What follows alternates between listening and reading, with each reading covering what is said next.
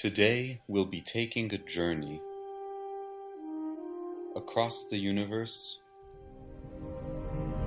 traveling far into space to the depths of the Earth.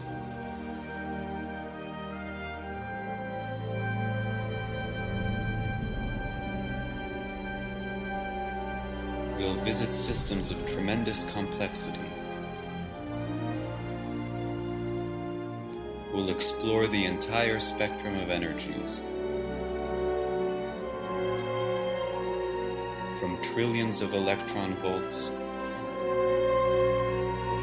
to just a few gigahertz.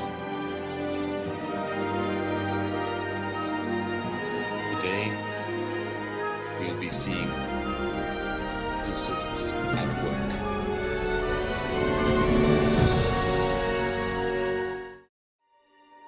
First, let's visit the optics table, home of the men of the atom. Here we see several physicists at work, of both graduate and postdoctoral stature. Let's try to get closer. Note the red lenses built into their skulls to protect the sensitive area on top of their heads from treacherous stray lasers. Oh, this is an exciting turn of events. Although one cannot tell from his clothing, the physicist that just walked in is the leader of the group. This is evident from the reactions of the members. The postdoc rolls his eyes at the sight of him, while the graduate student scampers away to avoid interaction. Now let's go visit a different tribe.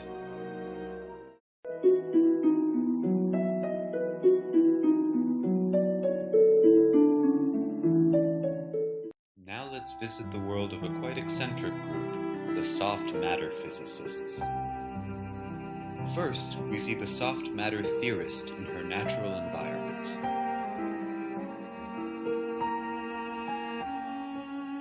Amazing.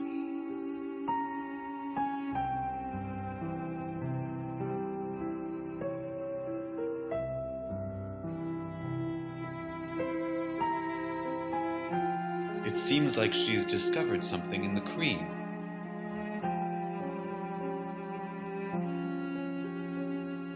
Alas, she was unsuccessful.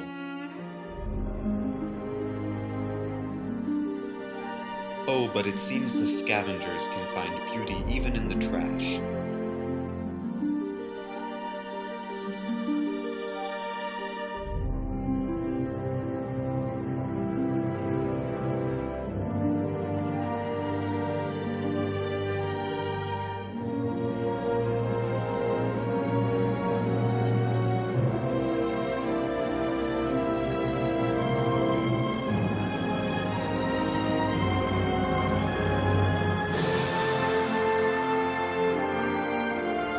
Let's take a trip to the experimentalists' domain.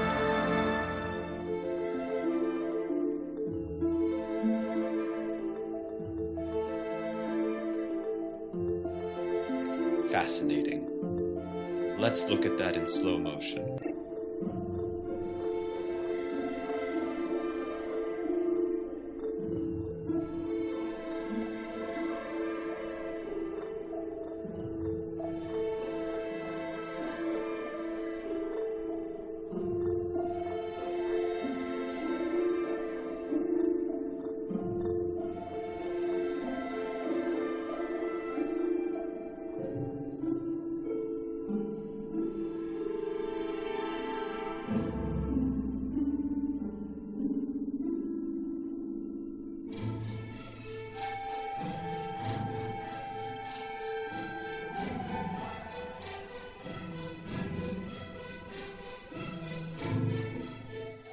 We now plunge into the depths of GCIS to observe one of the nocturnal species, the condensed matter experimentalist.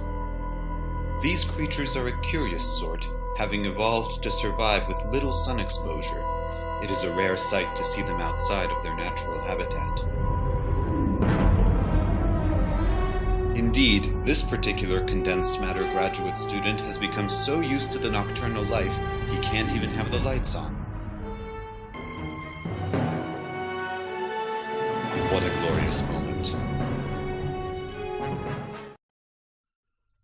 Finally, we are in for a treat. a high-energy experimentalist. The only time to spot them is early in the morning, because their biological clocks are tuned to Swiss time. Let's follow this creature as he returns to his symbiotic partner, the computer. Oh no! His habitat has been disturbed by the ongoing construction. It has already had a great effect on the theorist, the bottom feeder of the funding chain. They have had to move to the accelerator building, a very hostile environment. It has been designated as a radiation area by the University Safety Office. Our subject will now also have to traverse this dangerous zone via the long tunnels.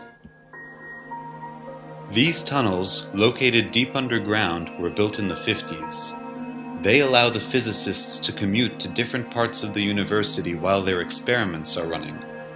If they were to leave these confines, their clothes would become contaminated with cosmic gluon radiation. Such radiation, when brought close to their experiments, would disturb the measurements.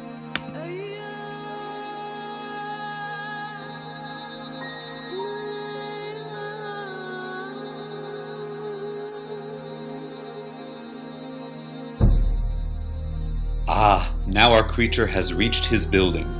To go inside, he must go through an experiment called the Heavy Elevator Pneumatics. It is designed to detect heavy dark matter candidates.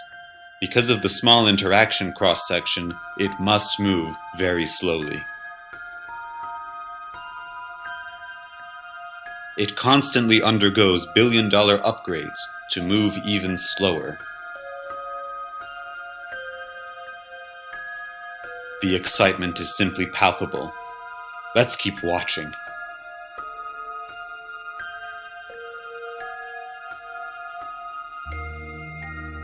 It is a very good approximation of what an Atlas video meeting is like.